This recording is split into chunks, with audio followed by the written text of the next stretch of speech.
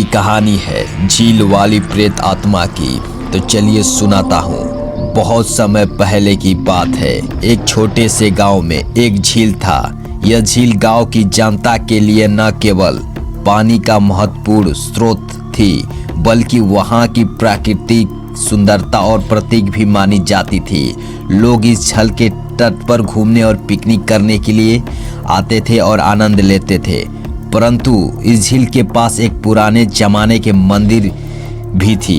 यह कहानी की मान्यता के अनुसार झील के नीचे एक प्रेत आत्मा बसने आई थी। लोगों के मन में उसकी उपस्थिति को लेकर भयानक कथाएं फैली रहती थी। एक दिन गांव के एक बच्चे ने उस मंदिर के पुजारी से पूछा, क्या सचमुच झील में प्रेत आत्मा बसती है? पुजारी ने मुस्कुराते हुए कहा, बेटा, यह सिर्फ एक कहानी है। लोग इसे डरावनी कहानी में बदल देते हैं।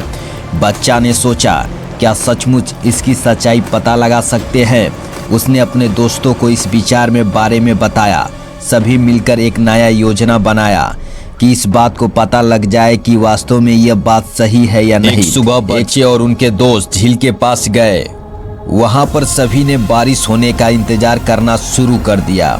अचानक बादल उठ गए और वर्षा शुरू हो गई। बच्चे और उनके दोस्त का हाथ छूट गया और भारी बारिश के वजह से सभी झील के पानी के साथ बांध के पास चले गए।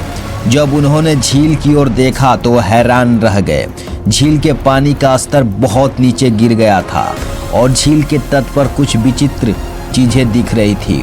उन्होंने देखा कि झील के नीचे एक पुरानी मंदिर की ढलाने से एक पुरानी द्वार दिखाई दे रही थी।